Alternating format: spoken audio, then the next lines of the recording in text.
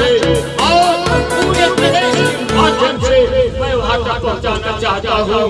साथियों, कली बेच देंगे, सुमन बेच देंगे, कली बेच देंगे, सुमन बेच देंगे, जमीन बेच देंगे, कब्र बेच देंगे। कलम के पुजारी कहीं सो गए तो वतन के पुजारी वतन के। साथियों, अब समय कम है। हमारे जिंदाबाद जिंदाबाद जिंदाबाद।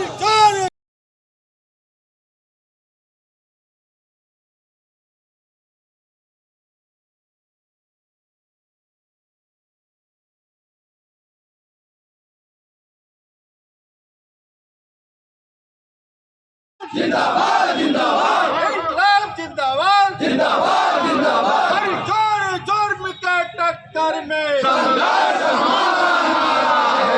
जोर जोर में टक्कर में संघर्ष हमारा है। आवाज तो इंकलाब जिंदाबाद जिंदाबाद जिंदाबाद। इंकलाब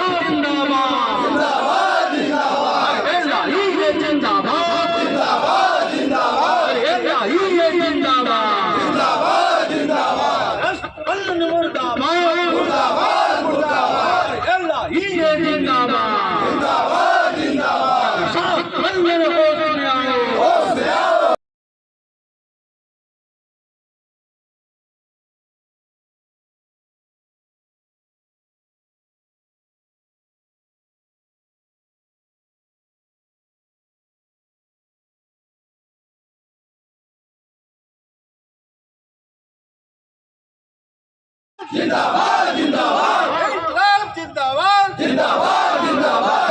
जोर जोर में टक्कर में संघर्ष हमारा है। जोर जोर में टक्कर में संघर्ष हमारा है। आवाज तो इंकलाब जिंदाबाद जिंदाबाद जिंदाबाद। इंकलाब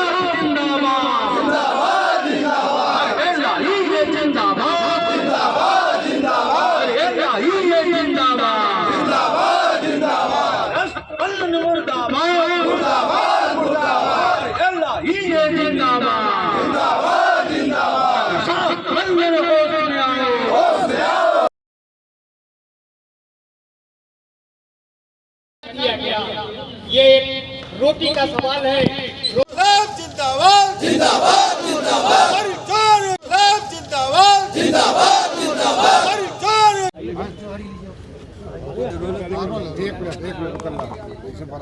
परिचय बता दे अपना महोदय जी, परिचय बता दे। मैं S.L. ठाकुर, राष्ट्रीय अध्यक्ष all India life insurance agents association LIA का वाराणसी मंडल पर मैं आज उपस्थित हूँ।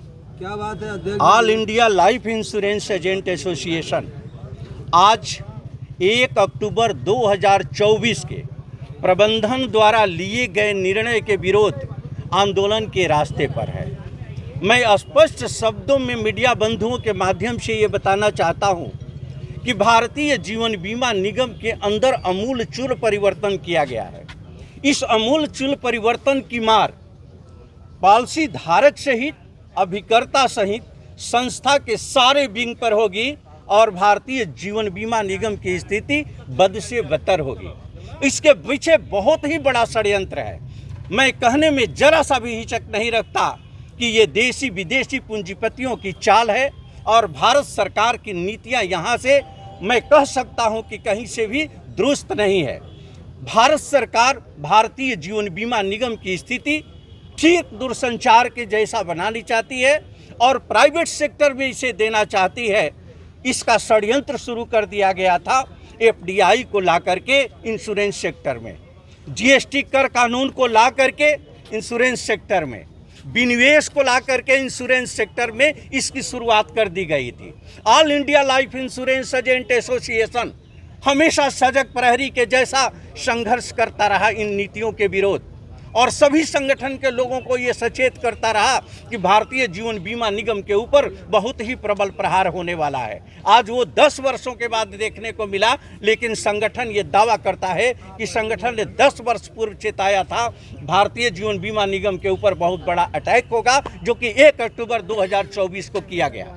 और आज प्रबंधन पूरी तरीके से मुक्त दर्शक की स्थिति में है। मैं मीडिया बंधुओं के माध्यम से ये कहना चाहता हूँ कि केंद्रीय कार्यालय में बैठे हुए अध्यक्ष भारतीय जीवन बीमा निगम के अध्यक्ष महोदय, IRDA के अध्यक्ष महोदय और मेरी आवाज़ वित्त मंत्रालय तक आप सबके माध्यम से पहुँचे कि भारतीय जीवन बीमा निगम के ऊपर कुठाराघात का मतलब है कि करोड़ों लोगों के ऊपर कुठाराघात करना।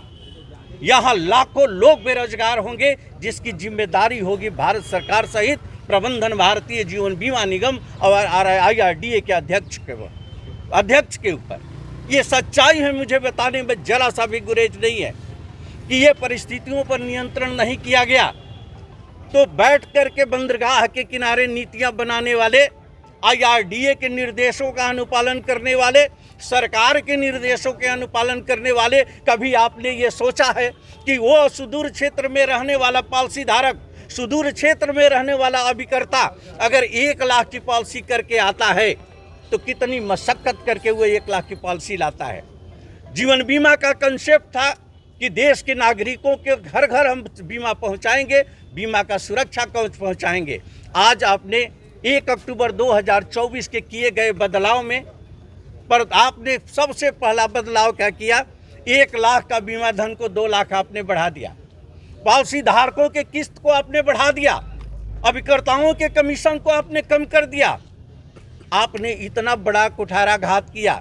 इसके साथ साथ मैं स्पष्ट शब्दों में कहना चाहता हूं कि जब नींव की ईंट, रीढ़ की हड्डी अभिकर्ताओं के ऊपर प्रहार किया गया तो ये सच्चाई है मेरे दोस्तों कि भारतीय जीवन बीमा निगम के अंदर बहुत ही बड़ा परिवर्तन ये होगा। और अगर हम लोग समय रहते सब लोग नहीं चेतेंगे तो भारतीय जीवन बीमा निगम को बचाना बहुत ही मुश्किल होगा।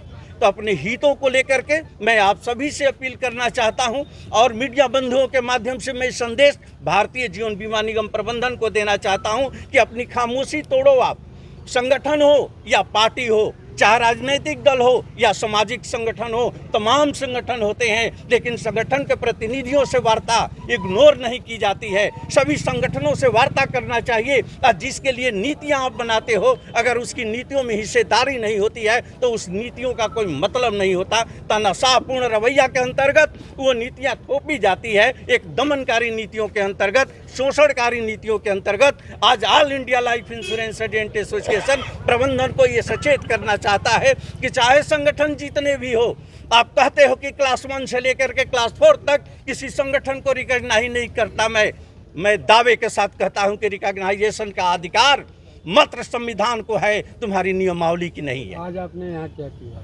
आज अगर हम लोगों ने इन सारी नीतियों को लेकर के ये निर्णय सारे संगठन के लोगों ने लिया है, भारतीय जीवन बीमा निगम के अंदर जितने संगठन कार्यरत हैं अभिकर्ताओं का, सभी आंदोलन की राह पर है और सभी ने मिल करके ये आंदोलन करने का निर्णय लिया है।